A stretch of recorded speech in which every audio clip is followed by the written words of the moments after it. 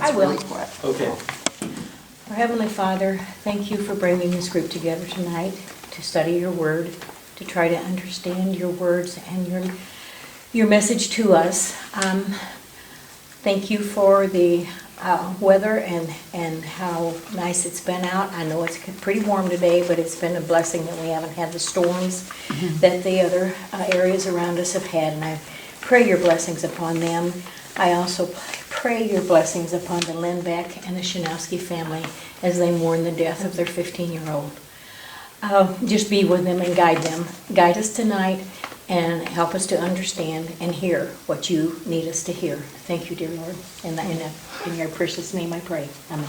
Amen. Amen. Great prayer. Yep. Great prayer.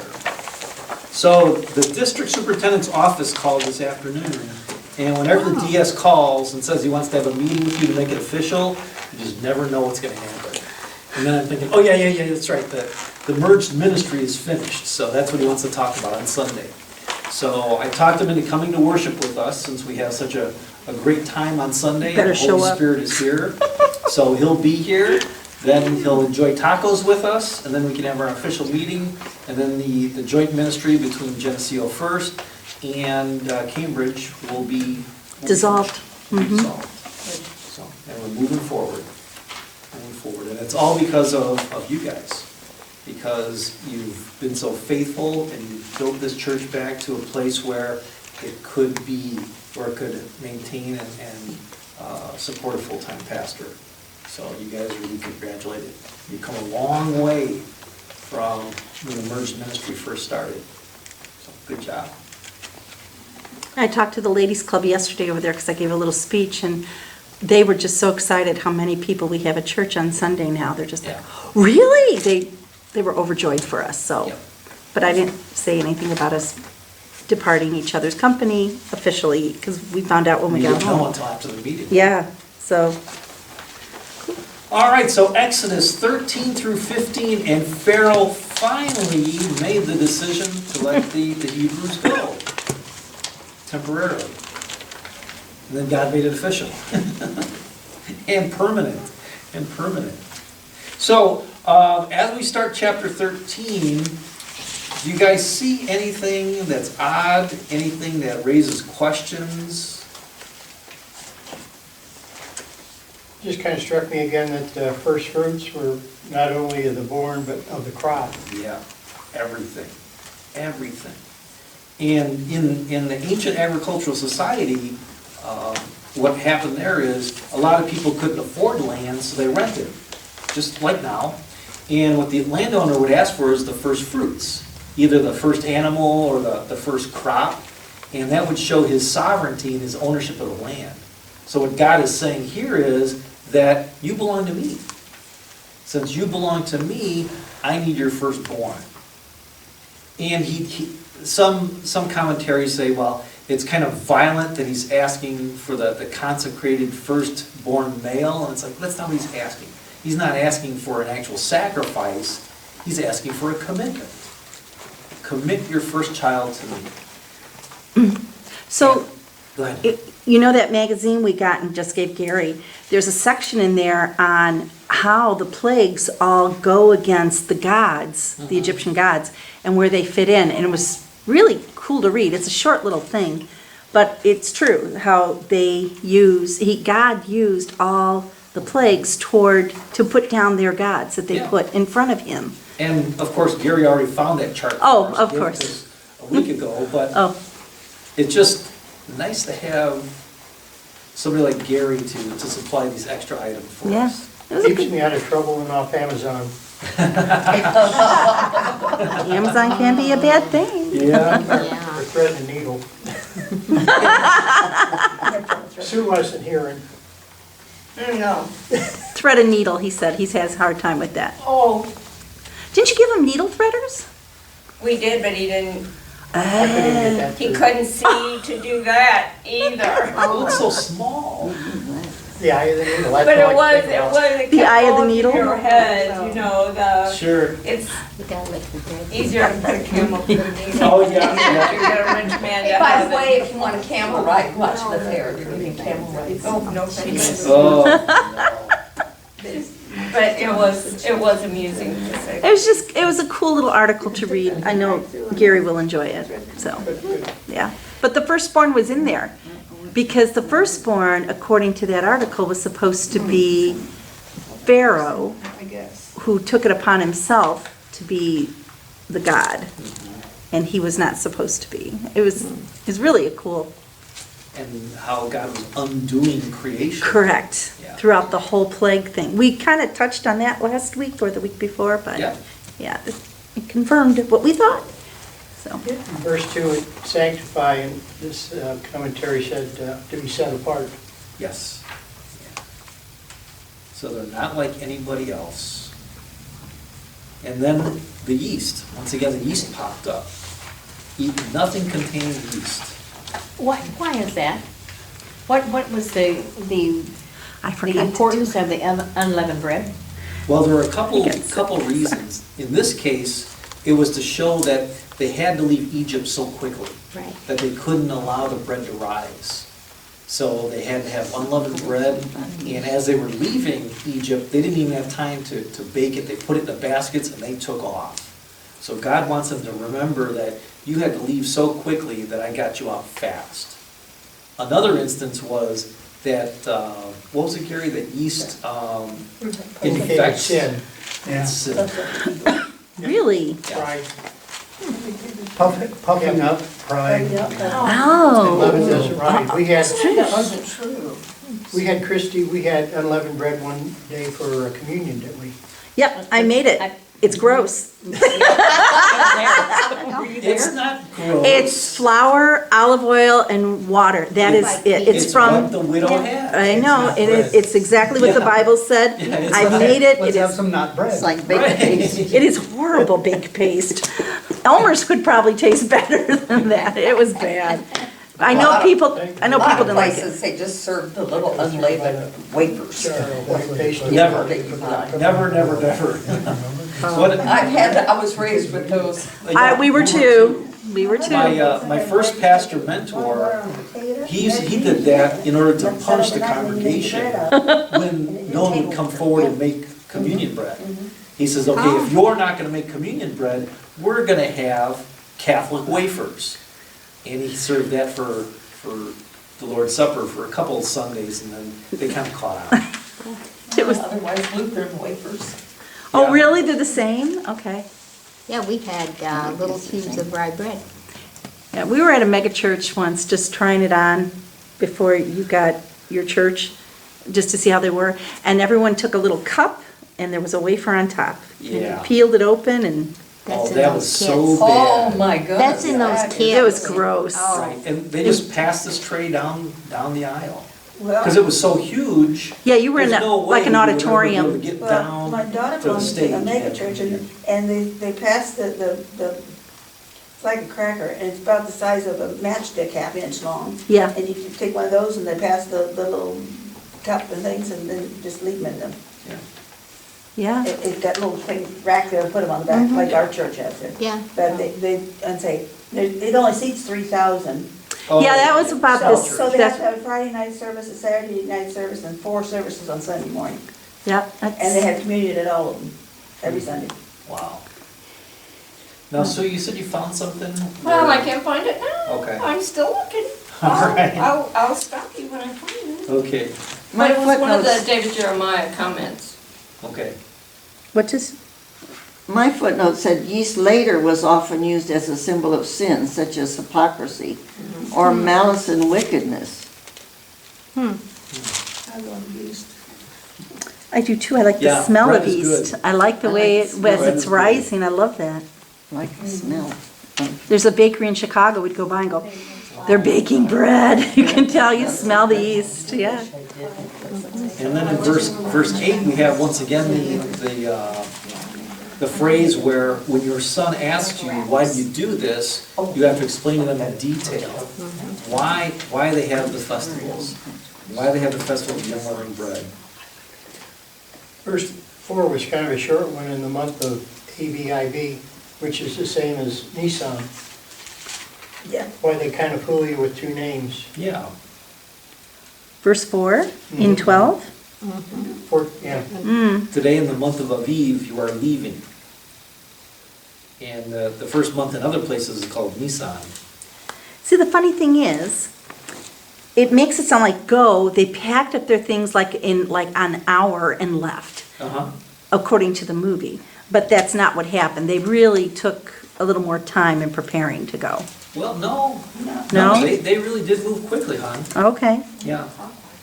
It just, I think the way it's set up, it gets kind of confusing. Okay. But if you read back, I think in 12, how it explains how they just piled everything together. They got the gold and the silver from the Egyptians, and they took off. Okay. They didn't even have time to bake the unleavened bread, I think, if I'm remembering right. Okay, I found it. Okay, go ahead. Some Bible teachers claim that yeast or leaven was prohibited because it was a symbol of sin. If that were the case, then leavening would have been always prohibited, not just at Passover, is what he's saying. So it says, the reason for commanding unleavened bread is given in 12:34 through 39 with the description of the actual Passover. And the first Passover meal was prepared in urgency because the people had no idea when they had to go. So it says properly prepared raised bread is a time-consuming task. It is. Which it is. It is. It is. It's Wait. 3 to 4 hours. Yeah, it's not. So says the bread lady. I can mess around with that Yeah, most of the well, day. she was the first, Yeah, it takes a while. she's the first bread lady. Oh. I did it for over 20 years. Yep, Yeah, But it didn't it's, take that long in a bread machine that was popular 10, 15 yes, years it ago. takes. Yeah, it has to Yes. rise. Still, I think it's 3 hours. bread machine is still 3:40. Usually is the Yeah. max on ours. And that's for a white, 3 hours and 40 minutes. But that includes Everything. the mixing and the rising, Right. and baking, all of them, but yeah, it It, does. by hand, I'd say 4.5 hours. No, it don't take that long, but you can take that long. It depends on the temperature in the house.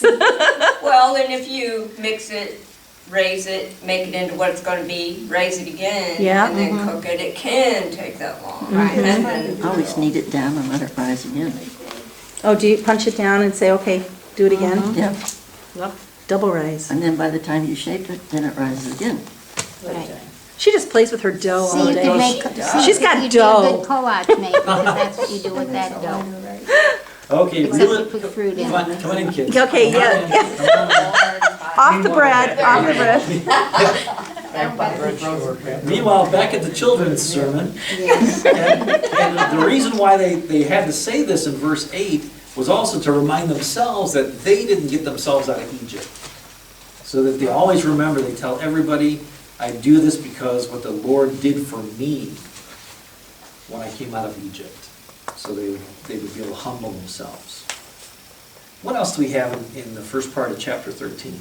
In verse 9, where they have a sign unto thy hand, that's those little boxes Yeah. that the Orthodox wear with a little verse in there. That's where that came from. Now, you've talked about that before in a sermon, how you should wear God with you all the time in some, and that That's was their when, way. what is it, prayer? In Deuteronomy 6. You'll think of The it. mind is a terrible thing to waste. Anyway, but you're right, Gary. To remember that it's always there, they had the little box on their forehead which contained part of Torah. Was in their little Torah scrolls, so they could take it off when they wanted to, or they had it tied to their wrist, so they would never forget. That Torah would always be with them. Better than Shema. too, where they Shema. can change it every day when they need to change verses. Yeah.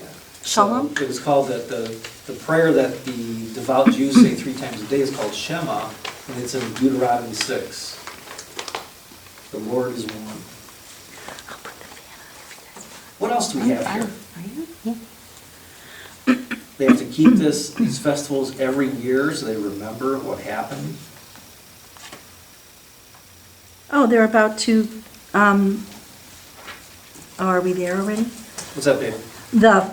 fire they're supposed to follow, the pillar. Oh, not yet, we're getting there. I'm too far, sorry. Okay. I thought it was interesting that they took Joseph's bones, Yes, because how long had it been since Joseph died? Long time. and they remembered, because Joseph told them. Yeah, but that this was passed down and passed down and passed down, Right. so that this group ended up being the group to take his Yep. bones back to Canaan. Is that where they were going, Canaan? Yep, and Joseph told them, don't leave me here. Get me out with you guys. Yeah, it sounds like Betsy in Wisconsin. Pardon? Is there evidence of his bones now? I don't know. Well, would his family object, or his family's family? I mean, it was generations, but, His family did object because his family knew that he wanted to Yeah. be taken back. gotcha, That was in his will. Yeah. okay. They probably stayed. Well, no, they all left. Yeah. Oh, They were even Israel. his son, I know his sons were given, But remember, his sons were given part of the Estate part of from Jacob's, right. Israel's inheritance. But when that Pharaoh died, remember the new Pharaoh forgot everything. oh, I forgot about it, it's a different So- pharaoh. So they were, Joseph's kids would have been put in the same position as the rest of the Israelites. They would have become the Hebrews, the Yeah. lower class people. Back in 13, why would they say that the firstlings of an ass thou shalt redeem with the lamb? If thou wilt not redeem it, you should break its neck. Yeah, that's a good Didn't one. understand that either. Well, Verse there's 13. there's a couple parts there. The first part is, and in my version says, redeem with a lamb every firstborn donkey. That's what I have. So the lambs were expensive, so if you couldn't afford a lamb, then you could redeem, you could make your offering to God with a donkey, which was cheaper. But it also told them not to have any broken bones in their offering too. But what God is saying here is, if you're not gonna sacrifice it to me, you can't have it. So you need to break its neck, so it's not usable to you. You Well- still have to sacrifice it in a way. Apparently, the donkey was an unclean domestic animal. That's what Still it says. valuable, but not as Yeah. valuable. And what this leads us to the substitutionary sacrifice. So the donkey was substituted for the lamb, just like Jesus was substituted for us. The Lamb of God, yes? Yep. So, once again, we see throughout the Bible evidence of God's plan. That for the sins of humans, he allows substitutionary sacrifice. And in this case, something cheaper for the more expensive thing. But it says that they were considered ritually unclean, donkeys. Donkeys, Mm-hmm, yeah, that's what I have. in this case, God's being gracious. He's allowing them to use something that he probably wouldn't have accepted. I'm kind of partial to the three-letter word.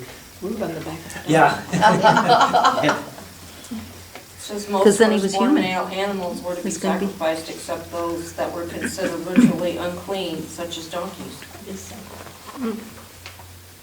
Donna Joe was just saying, no, that's it different because Mary rides on the back of a donkey to get, And Jesus comes into town on But the back that's of a donkey, to an show- unclean animal. but that's to show he's human then, right? Well, and maybe you could write on them, but you couldn't eat them, Oh. because they didn't have the Oh, cloven, okay. Yeah. because it was cloven hoof, right? Split Yeah. hoof. They are Split cloven hoof. hoof, I believe. Yeah. Well, No. my great grandfather said Donkeys the don't best clove meal them. he ever had was donkey ears when he was in the Spanish American War. Oh, yeah. And they didn't have much food. And Oh, yeah. when the donkey died, but they got to eat it, his portion was the ears. Ears, Wow. man, not a lot of meat on the ears, huh? Well, for the whole battalion and everything, they had one donkey. Wow. Well, if they deep fried them, at least I they'd be don't know what crispy. Like the fingers and. They're in the middle of the war. My granddad I think we're off track again. Yeah. Yeah, it's going. Another recipe. Yeah, deep fried donkey ears. Okay. in the middle of the What else do war, we see? What else do we see in Exodus besides Donkey ears? fried donkey ears? Yeah.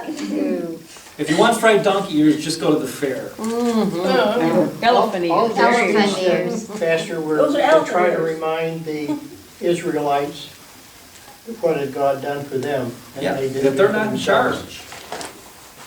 That's what, when I was listening to it this morning while I was doing something, and I thought, man, God is so demanding to these people. But that's I know, but that's the first reaction I had, because you'll do this, you'll do that, you do this. This is like the start of Deuteronomy, or Leviticus. Is it Leviticus, where they give them all the laws? And I he's, thought that too while I was reading it, that I thought, wow, he's making so many demands on these people, and compared to Right. that, we are like, of course, that's before Jesus. Right, right. And. yeah, we're very loose And, compared he, to, and just like the Ten Commandments, these rules that God puts in place, it's to prove to us that we can't do it. There's no way we can do it. The only way we can the only way we can be saved is through faith in Jesus. Right. They had to be repeated every year, and Jesus made it, Yeah. canceled them out, so to speak. well, they were newbies at this too. So I think he just he was instructing them very, And but at the time, it was if like. if you think back to their prior life as slaves, they had a ton of rules there too. So they had no freedom. Okay. So they may not have looked at this as being burdensome anyway. Because when you're slaves, you don't have a lot of freedom. Well, I thought they did a lot of whining too Oh, when they this is start just to the go, and start. I'm thinking, God, can you stop? This is Whining and carrying on. just the start. Well, just look at what people in our country are doing today. And Yeah. Oh, he's not my president. Yeah, let's keep Oh, whining. I don't want to even Let's listen keep to that on. Democrats talk They, tonight. like they were, they're not slaves anymore, so they don't have No, to work no, all day, no. but they're complaining about Just like everything. whining. Mhm. Yes. Everything. Yep. And then You would Gary, think they'd be glad. you would think. You think they'd be thankful? Yeah. But they also ought to be scared. When people go into the unknown, aren't they frightened? So I these think people are everybody going might be into the frightened. unknown. But they have God. But they had to be They have reminded to of that all the Yeah. time. Right. In their defense, they really don't know God yet. Evidently. They don't know Moses or God. They look at Moses as a murderer who came back to Egypt. And God, who's this guy? He's just one of 1,000 gods that were in Egypt. Because they haven't yet equated God with anything great, even though he caused all these plagues. And then Gary gave us another great map where it shows the different routes that they could have taken. Like a And verse GPS. 17 tells us, God did not lead them on the road through the Philistine country. And if you look at the map, that's the shortcut along the water. Which probably would have been a nice route, nice and cool, a shortcut to the promised land. But we find out, at least the first reason why God didn't take them on a shortcut. Because if they face war, they might change their minds and return to Egypt. They're not ready for any kind of confrontation right now. They're used to being slaves. They don't know how to defend themselves. All they know how to do is take orders and direction. So he took them deep into the desert. He took them deep into the desert this time. That's this reason. So God led them down a desert road down the Red Sea. And so that's down the down route along the Red Sea. The green one? Yep, the green. Oh, I see I have the map in my book, in my Bible. It is a long way around, isn't it? Yep. Verse 18, King James says, they went up harnessed out of the land of Egypt. Verse This 18. commentary says it's columns of 5. All you saw in the movie was wide gaps moving at noon. Move them out. Yeah, and That was the western part, the Americanized. except they didn't have John Wayne in there. No, I know. Move them out. Yeah. Pilgrim. Yeah, that's right. But, yeah, somewhere else in. That was rawhide. I'm not moving them out. Oh, I didn't crack it up. Somewhere else in this reading, it does give the impression of them being grouped like a military march, Equipped for battle. equipped for I battle. think weren't they grouped by tribes, I think. Yep. Yeah, so at the end of verse 18, my version says, the Israelites went up out of Egypt ready for battle. And Moses took the bones of Joseph with them, like Jeanette said, because Moses